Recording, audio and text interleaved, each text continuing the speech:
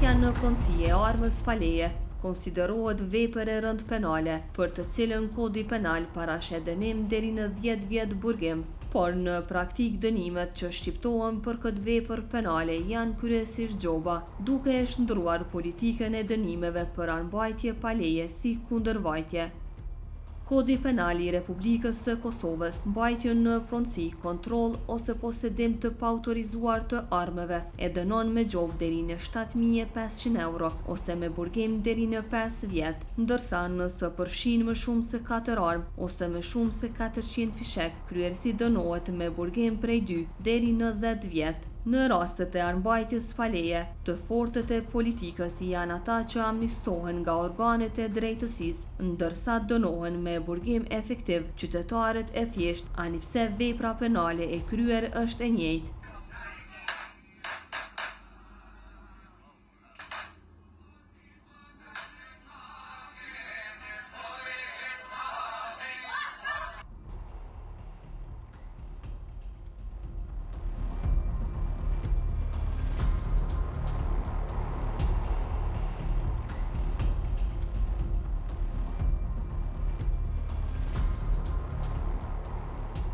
Kjo pamje është e vitit 2017, kur ish-ministrat e qeverisë së Kosovës, Endris Shala e Dardangashi, po festonin që gjykata themelore në Prishtinë kishte nxjerrë aktgjykim lirues ndaj Fatmir Limajt në rastin e njohur të Ministrisë së Transportit dhe Post Telekomunikacionit. Në festën që ishte organizuar në odën e këtij të fundit, me armë kishin festuar edhe ish-kryetari i komunës së Skënderajt Samel Ushtaku, si dhe Behar Amërllahu, Fadil Demiri dhe Sherif Krasniqi.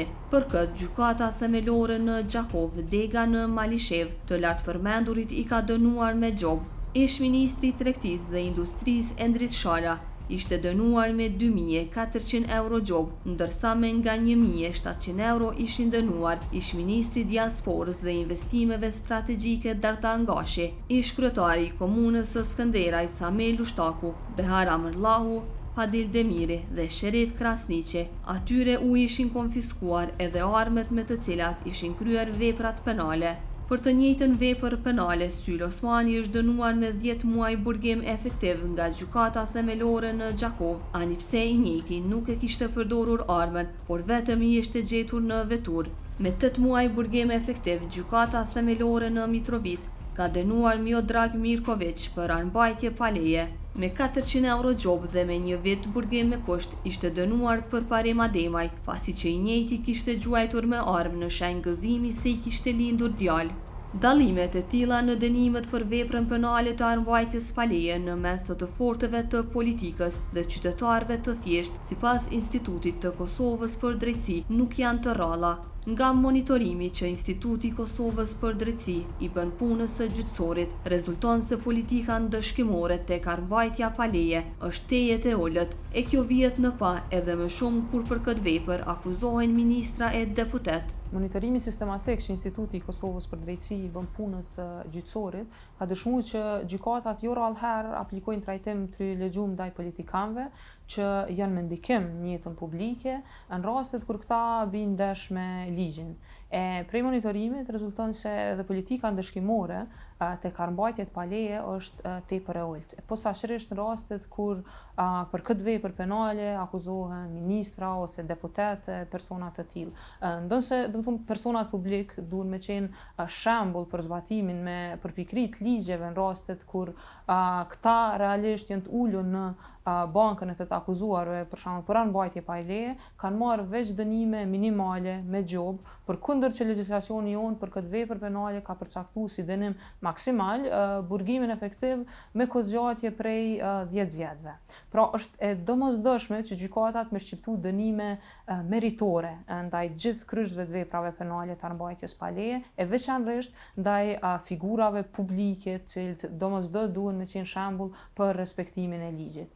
Thjesht gjithë këta mund t'i konsiderojmë si kauboj që bartin armë, që thjesht duhet përgjigjen edhe duhet marrin përgjigje meritore prej sistemit drejtësisë dhe jo ta bëhet pikërisht ajo që është e kundërta, por që të amnistohen në nivel të shqiptimit të gjobave, themi ashtu njëjtë sikurse kundërvajtjet në trafik për shembull. Armend Hamiti, prokuror në Departamentin e Krimeve të Rënda në Prokurorinë Themelore të Prishtinës, thotë se ligjet në fuqi nuk e parashohin amnistimin nëse një person është i fuqishëm apo jo.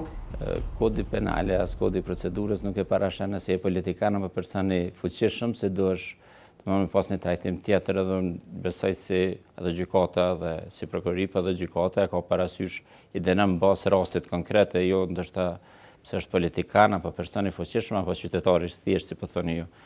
Dhe politika ndërshkimore besoj është e njëjtë për gjithë. Gjyqtari Kushtrim Shyti, nga Departamenti i Krimeve të Rënda në Gjykatën Themelore të Prishtinës, thotë se gjykata nuk e ka parasysh funksionin që kryen një person gjatë trajtimit të një rasti.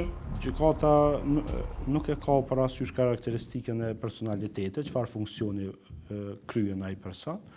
Mirë, po gjykata trajton se cilin rast si të pandehur, dhe me rastin e matjes së dënimit është e obliguar që të ketë parasysh gjitha rrethonat, por edhe ta zbatoj uzusin e politikës ndërshkimore të përpiluar nga Gjykata Supreme. Prandaj kryesisht është e vërtetë se këto vepra dënohen me gjobë, mirë po është brenda sozave të ligjit, siç e ka paraqë Kodi Penal i Republikës së Kosovës. Ka edhe raste kur shqiptohet dënime me burgim. Kryesisht janë rastet kur në kuadër të akt akuzës është e përfshirë edhe ndonjë vepër tjetër penale përveç armbajtjes, andaj në ato raste shumë herë shqiptohet edhe dënimi me burgim. Në raste të tilla, Plator Avdiu nga Qendra Kosovare për Studime të Sigurisë thotë se organet e drejtësisë do të duhej të shqiptonin dënime më të rrepta për politikanët dhe jo t'i amnistonin me gjobë. Po kjo është një shembull i keq, ku ndoshta qytetarë të cilët nuk kanë reputacion, nuk kanë poste politike, nuk janë persona publik, ndëshkohen më shumë se sa e kundërta. Përdorimi i armëve nga këta ish-ministra, do thotë, ka qenë skandaloz, për shkak se është dhënë shembulli më i keq se si përdoret arma. Në farë mënyre nuk e di nëse armët e tyre kanë qenë ilegale apo ilegale, kjo faktikisht është e parëndësishme, në një farë mënyre përderisa ata do thotë në mënyrë të hapur, duke i rrezikuar ndoshta edhe ata persona që ishin aty përreth tyre, i rrezikonin në mënyrë të drejtë për drejtë prej përdorimit të armëve. Dhe ato armë, siç shihen në para ato vite që kanë qarkulluar atëherë, janë përdorur në mënyrë krejt pa arsyeshme. Vetëm se ndoshta ishin në një aheng aty dhe patëm përdorur ato armë. Drejtësia duhet jetë e barabartë për të gjithë. Do thotë barazia para ligjit u garantohet të gjithëve, nuk mund të jetë dikush më i barabartë e dikush më i pabarabartë. Njëjtë duhet të ketë vendime se për ata që janë politikan, ministra, deputet, ku e di, sikurse për qytetarët e thjeshta.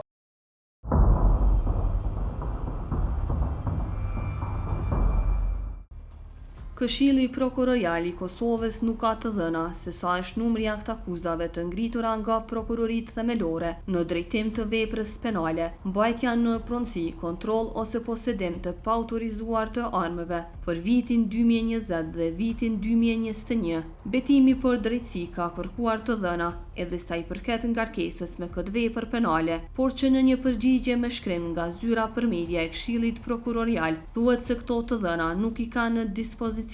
Ju njoftoj se zyra për statistika grumbullon të dhëna vetëm për grupin e veprave penale, importi, eksporti, furnizimi, transportimi, prodhimi, këmbimi, ndërmjetësimi ose shitja e paautorizuar e armëve apo materialeve plasëse. Të dhënat e specifikuara sipas kërkesës tuaj nuk i kemi në dispozicion. Në anën tjetër, edhe Këshilli Gjyqësor i Kosovës ende nuk ka publikuar raportin për vitin 2020 dhe atë për vitin 2021 lidhur me ngarkesën me lëndë të armëve në departamentet e krimeve të rënda të gjykatave themelore të Republikës së Kosovës. Në një përgjigje me shkrim, Këshilli Gjyqësor i Kosovës ka ofruar të dhëna të përgjithshme për këto 2 vite, derisa nuk kanë ofruar përgjigje për llojet e dënimeve të shqiptuara për veprën penale të armbajtjes pa leje. Viti 2020 armbajtje pa leje janë të pranuara 745 lëndë, të zgjidhura 546 lëndë dhe të pasgjidhura 199 lëndë. Viti 2021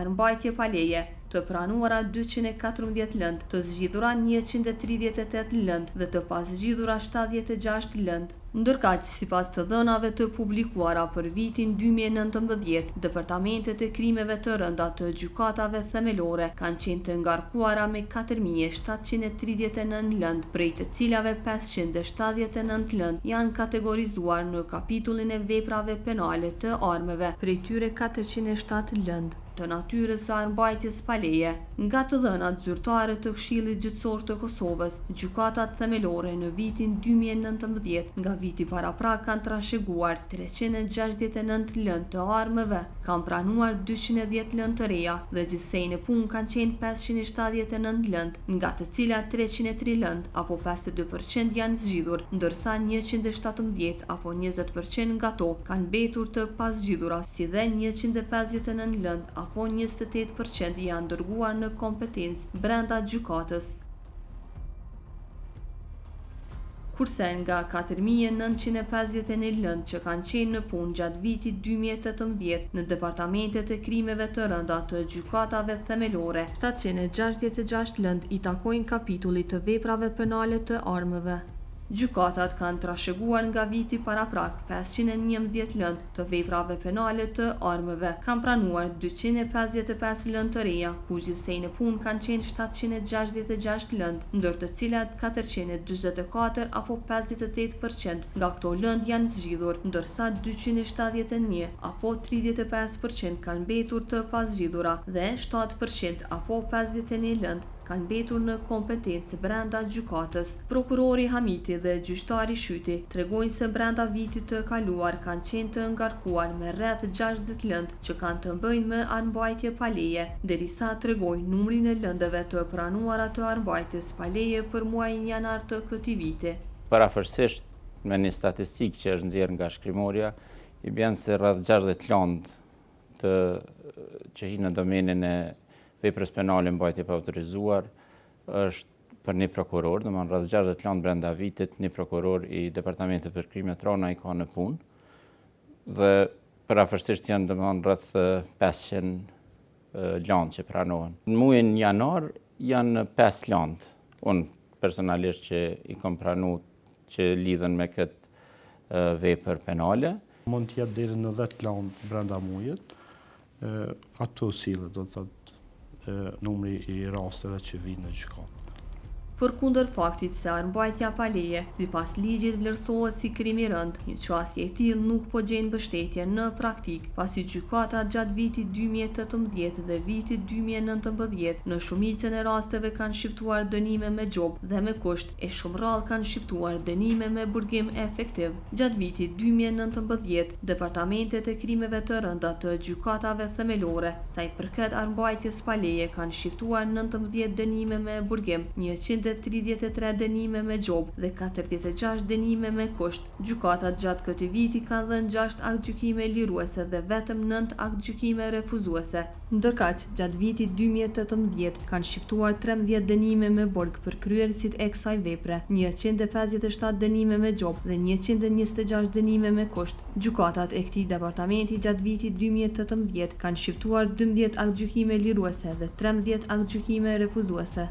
Këto dënime të shqiptuara për veprën penale të armbajtjes pa leje, sipas hulumtuesës së IKD-s, nuk po e arrin qëllimin e dënimit. Ajo thotë se gjykatat me rastin e caktimit të llojit dhe lartësisë së dënimit tek kjo vepër penale duhet i referohen edhe udhëzuesit për politikën dëshkimore të miratuar nga Gjykata Supreme e Republikës së Kosovës. Donse legjislacioni jonë penal, veprën penale të armbajtjes pa leje cilëson si krim të rënd, duke përcaktuar që këto vepra pra gjykohen në kuadër departamentit për krime të rënda. Dënimet që shqiptohen ndaj kryerësve të këtyre veprave penale në praktik as pak nuk korrespondojnë me këtë cilësi. Edhe as me pasojat e rrezikshmërinë e kësaj vepre penale për shoqërinë. Realisht kodi jon penal për këtë vepër penale parasheh si dënim maksimal dënimin me burgim efektiv deri në 10 vjet, por faktikisht politika ndëshkimore që në fakt po aplikohet prej gjykatave gjatë gjykimit të armbajtjes pa leje konsiston kryesisht në shqiptimin e dënimeve me gjobë, që faktikisht ngjason më tepër me çato gjoba që shqiptohen procedura kundërvajse. Realisht, do të thonë, këto procedurat kundërvojtëse faktikisht janë procedura për shkelje administrative që as pak në asnjë nivel nuk krahasohen me veprimet e kualifikuara si vepra penale. Pra, dënimi me gjop si sankcion që aplikohet për veprën penale të armbajtjes pa leje, në asnjë mënyrë nuk e arrin qëllimin final të dënimit, që është preventiva individuale dhe gjenerale e forcimi i detyrimit për respektim të ligjit, marr parasysh numrin e madh të armëve pa leje që sekuestrohen prej policisë të Kosovës baza ditore dhe në periudha të ndryshme. Armë pa leje, duke qenë jashtë sferës së kontrollit institucional, shërbejnë për me kry një sër krimesh serioze kundër jetës, dhe shpesh herë pamundsojnë edhe gjurmimin dhe zbulimin e kriminalëve. Andaj është domosdoshme që politika ndëshkimore ta shpërsohet ndaj kryesve të tillë në mënyrë që thjesht të parandalohet një dukuri e tillë kriminale. Prandaj është e domosdoshme që ligji me gjithë forcën e tij të godas kryerësit e kësaj vepre penale me qëllim që të arrihet qëllimi i dënimit, ashtu edhe qysh është përcaktuar me legjislacionin tonë penal. Për më tepër, gjykatat me rastin e caktimit llojit dhe lartësisë së dënimit te këto vepra penale duhet të referohen edhe udhëzuesit për politikë dëshkimore që është i miratuar prej Gjykatës Supreme të Republikës së Kosovës. Për kritikat që për lëndët e armbajtjes pa leje më shumë shqiptohen gjoba se sa dënime me burgim, prokurori Hamiti dhe gjyqtari Shyti potencojnë se ligji e rregullon edhe këtë çështje. Çdo rast është specifik që të duhet me pas parasysh edhe në kodër të dënimit, parashihet edhe gjoba apo dënim me burgim. Andaj nëse shikojmë nga si është e parapame me ligj, kjo edhe gjoba është në rregull, si dënim që t'i vendoset një personi. Se sa vendoset gjoba shihet edhe kushtet financiare, si janë në mënyrë që me mujtë me pagua gjobë, për shembull nëse vendoset. Kurse prokuroria në raste kur e shesin një person është përsëritës apo edhe ka dhe vepra tjera penale, në si raste bëjmë në ankesa, sepse është nëse nuk jem të kënaqur me dënim, edhe është tjetra si dallon dënimi kur një person është i dënuar disa herë dhe nuk ka marrë mësim, po i përsërit veprat, edhe dikush që për herë të parë ka rënë ndesh me ligjin. Domethënë këto shikohen dhe pastaj edhe prokuroria mbas tyre ose prokurorët bëjmë ankesë. Po mendoj se secili rast thash do të trajtohet në mënyrë individuale. Politika ndëshkimore është çështje që vlerësohet edhe nga shoqëria civile, unë e kuptoj, po megjithatë secili rast është i veçantë, është individual. Ne i kemi shkresat e landës para vetës, i shikojmë gjendjen ekonomike se cilët panderë, rrethonat lehtësuese, rrethonat rënduese, bashkangjitja e evidencës penale konsideroj se është shumë e rëndësishme në rastet e ngritjes së aktakuzave. Prandaj në kompleksitetin e trajtimit këtë rastit do të merren gjitha këto rrethona parasysh dhe të shqiptohet, pra po tham, një dënim adekuat e me të cilën do të arrihej qëllimi i dënimit. Sanksionet janë pajtim me ligjin, do të thotë secilat herë gjykata shqipton dënim të parapar me ligjin, ndaj atyre vendimeve lejohet të drejta në ankesë. Po tham që ka hapësirë edhe më tepër të shikohet dhe të zbatohet uzuesi i politikës dëshkimore për secilin rast individual, po gjykata themelore është gjykata e shkallës së parë. Vendimet tona nuk janë përfundimtare, ato kanë drejt ankese dhe si të tilla edhe mund të ndryshohet politika ndëshkimore. Megjithatë, ai thotë se ka raste kur shqiptohen edhe dënime me burgim në rastet kur i pandehuri është recidivist. Gjykata ka edhe raste kur i shqipton të panderë dënim me burgim efektiv. Jo më larg se para 2 javë, unë kam shqiptuar dënim me burgim efektiv në afat prej 1 viti, për arsye se i pandehuri ka qenë recidivist, i njohur për gjykatën, dhe në shtëpinë e tij i është gjetur një sasi e konsiderueshme e armëve, andaj për këtë çështje gjykata ka vendosur të shqiptojë dënim me burgim efektiv prej 1 viti.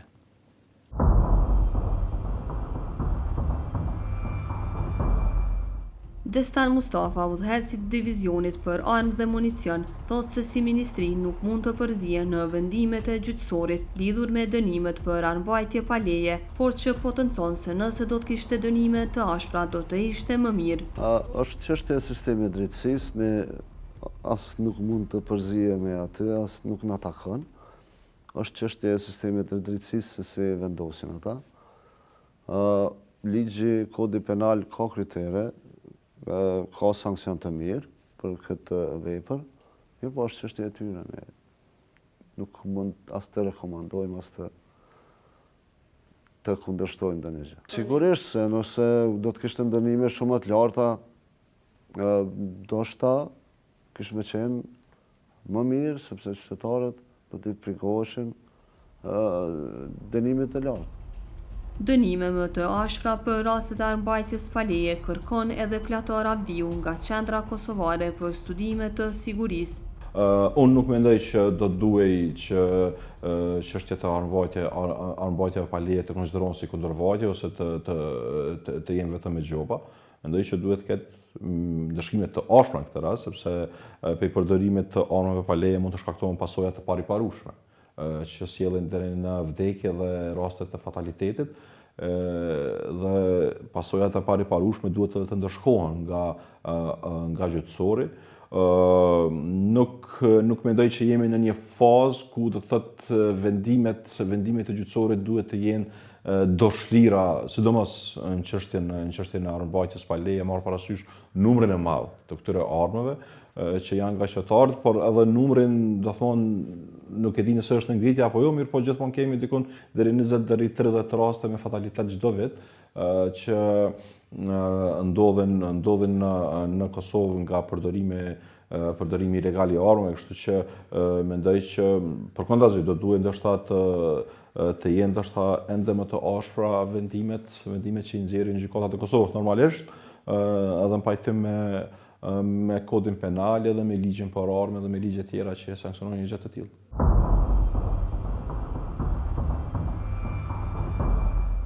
Më shumë se 2 dekada pas luftës në Kosovë, siguria publike ende nuk ka arritur në nivelin e duhur. Kjo për faktin se ekziston një numër enorm i armëve paleje në duart e qytetarëve. Sipas të dhënave të Ministrisë së Punëve të Brendshme, po dhe të organizatave të huaja, janë mbi 200.000 armë ilegale tek qytetarët e Kosovës. Policia e Kosovës në vazhdimsi konfiskon armë paleje, ku vetëm gjatë vitit 2021 ka konfiskuar 1280 armë dhe mbi 42.000 municion. Sipas të dhënave të Policisë së Kosovës, në 5 vitet e fundit gjatë realizimit të detyrave të saj hetimore dhe operative, ka konfiskuar mbi 6.000 armë. Në vitin 2020, Policia e Kosovës ka konfiskuar gjithsej 1135 armë. Në vitin 2019 ka konfiskuar 1439 armë. Në vitin 2018 ka konfiskuar 1473 armë dhe në vitin 2017 ka konfiskuar 1211 armë. Krahas armëve, Policia e Kosovës për 5 vitet e fundit ka arritur të konfiskojë mbi 150.000 municion, ku në vitin 2021 ka konfiskuar 42.031 municion. Në vitin 2020 ka konfiskuar 32.747 municion. Në vitin 2019 ka konfiskuar 30.438 municion. Në vitin 2018 ka konfiskuar 23.941 municion. Dhe në vitin 2017 ka konfiskuar 26.178 municion. Pavarësisht kësaj, Destan Mustafa, udhëheqës i divizionit për armë dhe municion në DSP, thotë se viteve të fundit ka ulje të numrit të armëve ilegale në duart e qytetarëve të Kosovës. Miratimi i ligjit për armë dhe organizimi i kampanjave për legalizim janë arsyet që ai përmend që kanë ndikuar në uljen e këtij numri. Kosova ligjin e armëve ka futur në fuqi ligjin e parë në vitin 2009. Deri atëherë është punuar me rregullore të UNMIK-ut. Nga hulumtimi i fundit, diku në vitin 2004, që kanë rezultuar rreth 360.000 armë, në hulumtimin e fundit në vitin 2015 kanë rezultuar diku në 250.000 armë ilegale në duart qytetarëve. Kjo ka ndikuar sigurisht, ramja e numrit, ka ndikuar sigurisht prej hyrjes fuqit ligjit për armë në vitin 2009, i cili ju ka dhënë të drejtë qytetarëve që të posedojnë armë në mënyrë të legjshme, mbi arsyet e sportit, do të rekreacionit dhe gjahut. Tani, ky numër rreth 250.000, falni, është si rezultat edhe më i vogël për shkak të konfiskimeve të përveçme të armëve nga policia e Kosovës, armëve dhe municionit. Do të thotë, policia e Kosovës konfiskon dikon çdo vit rreth 1.500 armë, plus municionin në sasi të shumta. Edhe kjo ka ndikuar që të ullet paksa numri i armëve ilegale. Numri madh i armëve pa leje në duart e qytetarëve po ndikon që të ketë edhe numër të lartë të vrasjeve në Kosovë. Tash ky numër është prezent tash e disa vite, do thotë në them ashtu vlerësim sakt, nuk ka, do thotë, për punë për numrin e armëve pa leje që janë posedim them ashtu ilegal nga qytetarët. Sigurisht që rreziku gjithmonë është i real dhe i praneshëm, për shkak se armbajtja pa leje gjithmonë paraqet rrezik për sigurinë publike. Shohim, pothuajse, s'tem çdo ditë, mirë po në raste të shpeshta shohim edhe nëpër media se qysh prej armbajtjeve pa leje rezultojnë edhe raste të ndryshme, fatkeqësi të ndryshme që nganjëherë rezultojnë edhe me fatalitet. Numri i madh i armëve pa leje që sekuestrohen nga ana e policisë Kosovës e jep një sinjal negativ lidhur me efektin e dënimeve në parandalimin e rasteve të armbajtjes pa leje. Pra, gjoba dhe dënimi me kusht si sanksione nuk po arrin efektin që thjesht uli numrin e rasteve të armbajtjes pa leje. Përkundrazi, këto raste mund të themi që kanë shërbyer edhe si një stimul shtesë që qytetarët caktuar të pasë thjesht këto vepra apo dënohen me dënime shumë të ulta prej gjyqësorit, me vazhdu me posedu armë pa leje edhe me krime, domethënë, të tjera nëpërmjet këtyre armëve që fatkeqësisht janë jashtë sferës së kontrollit institucional. Kjo pra përbën një alarm serioz për gjyqësorin kosovar dhe është nevojë urgjente që mu ndryshu qasja në këtë drejtim, në mënyrë që rreziku që i ka nosët shoqërisë prej armëve pa leje me qenë ekuivalent me politikën dëshkimore që duhet mu zbatu nga gjykatat përballë krejt kryerësve të veprave të tilla penale. 5 persona kanë humbur jetën vetëm 3 muajt të fundit në Kosovë nga përdorimi i armëve të zjarrit. Sipas të dhënave të policisë së Kosovës, gjatë vitit 2021 në Kosovë ka ndodhur 27 vrasje. Në vitin 2020 ka ndodhur 29 vrasje, në vitin 2019 ka ndodhur 23 vrasje, në vitin 2018 ka ndodhur 32 vrasje dhe në vitin 2017 ka ndodhur 27 vrasje.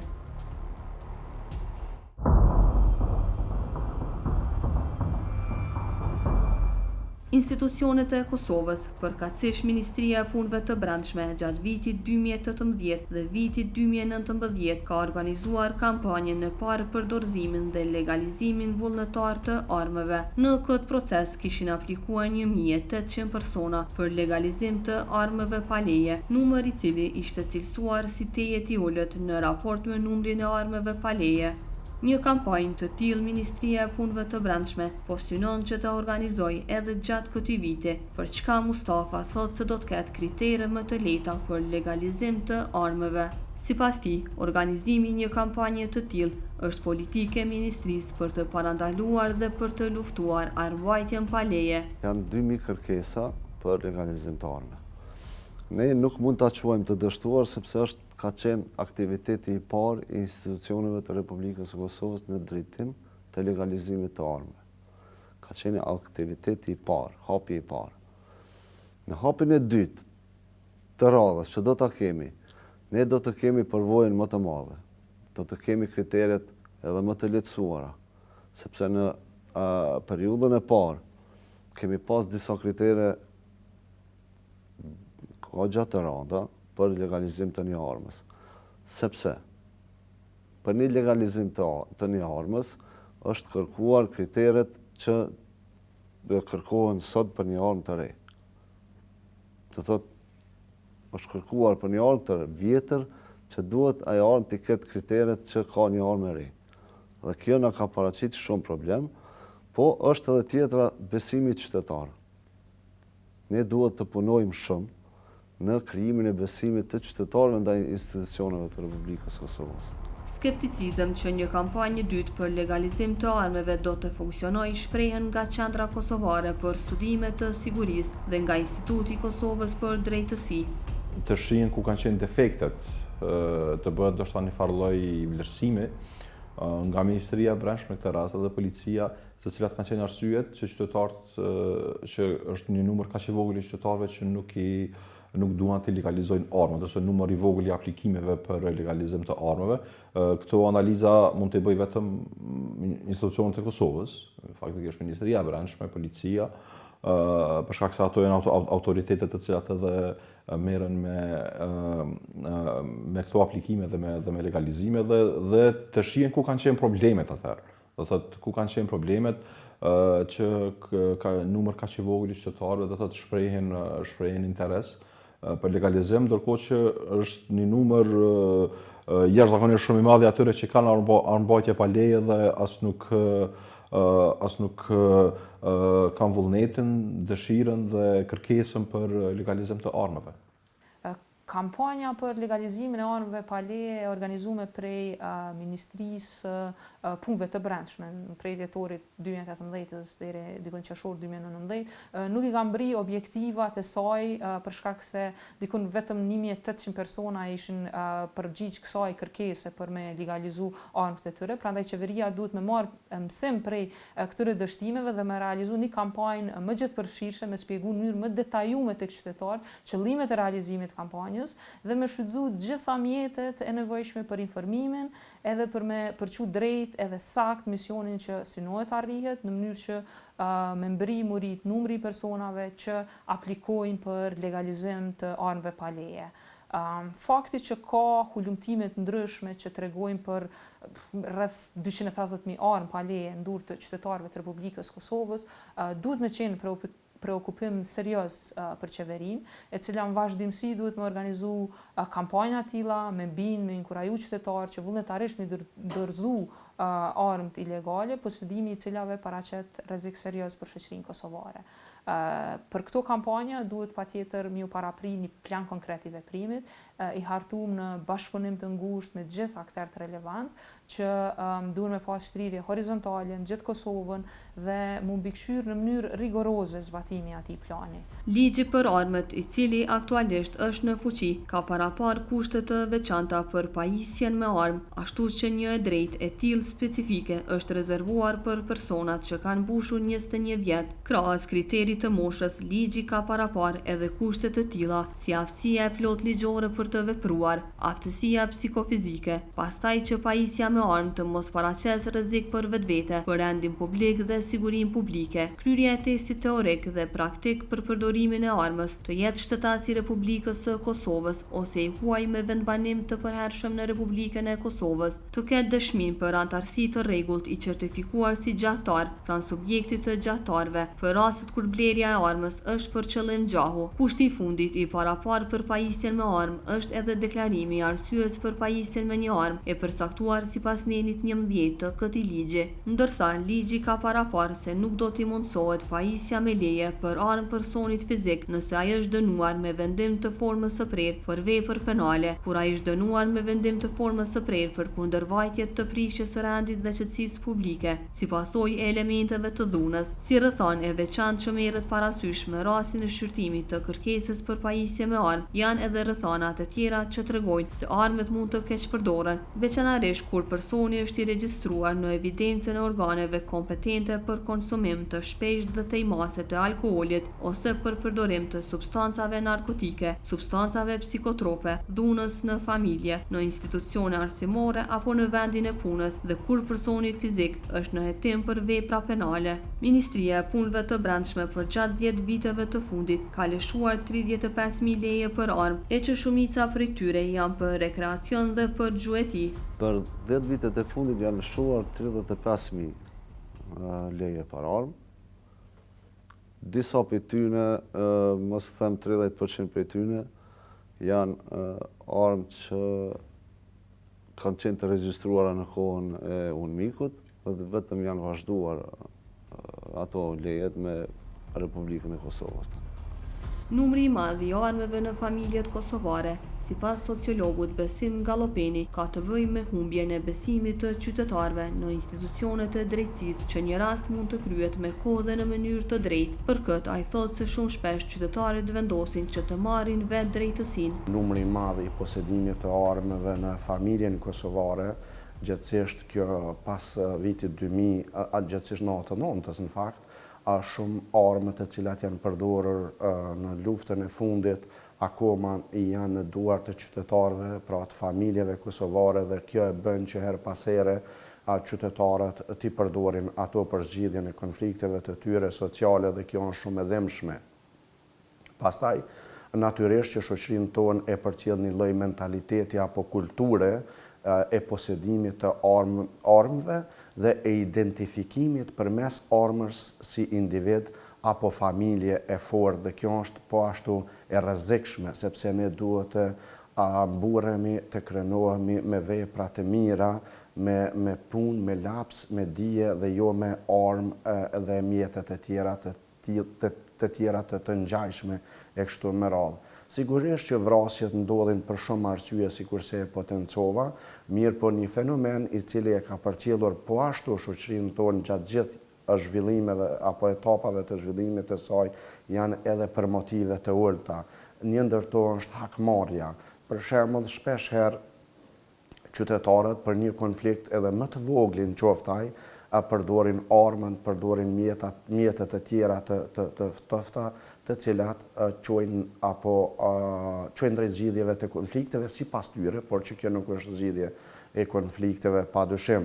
Mas ne nuk duhet harrojmë asnjëherë edhe aspektet psikologjike, të cilat siç është stresi, depresioni dhe aspektet tjera të stresit posttraumatik, që e kanë shoqëruar shoqërinë tonë ndër vite pas 99-s e kështu me radhë, dhe që fatkeqësisht institucionet tona dhe komunitetet përkatëse, siç janë psikologë, sociologë e tjerë, nuk kanë arritur mjaftueshëm të konsolidohen, të organizohen apo mobilizohen në mënyrë që t'i ndalin në ndihmë qytetarëve që kanë nevojë apo shtresave të shoqërisë që kanë nevojë për një tretman të tillë.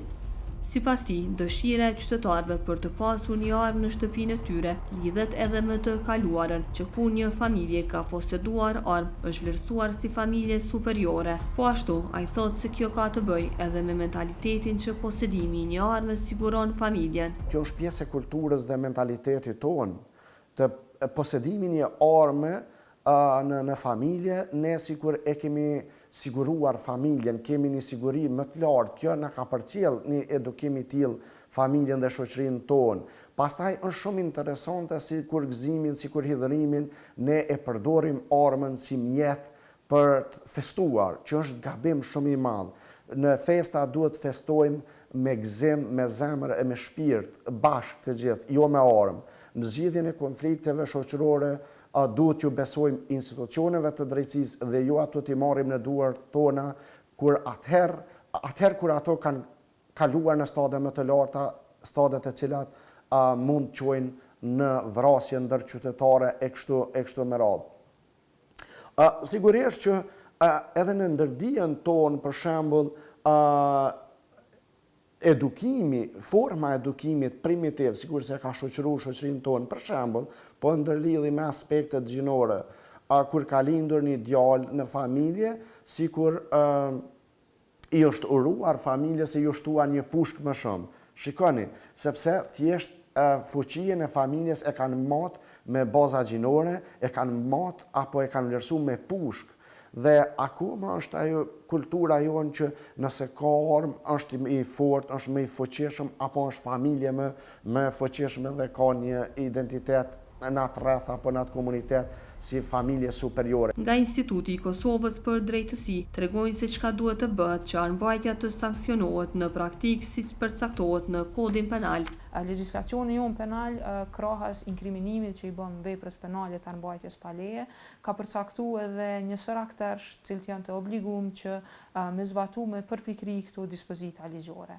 Pra, është e nevojshme një qasje më serioze një përkushtim më i madh, të fillu prej policisë Kosovës në identifikimin, sekuestrimin e këtyre anëve që posëdohen pa leje, thjesht me synim që mu kriju një ambient i sigurt për gjithë qytetarët e vendit. Një rol më proaktiv, domosdoshmë duhet ta ushtrojë edhe prokurori i shtetit në realizimin e mandatit vetë ligjor për ndjekjen penale të krejt këtyre kryqëzve veprave penale dhe në ushtrimin e ankesave ndaj vendimeve gjyqësore për shkak të lartësisë jo adekuate të dënimeve që aplikohen në këtë drejtim. Fundit edhe ndarja e drejtësisë dhe caktimi i sanksioneve penale me ligj janë forma që janë atribu gjykatave.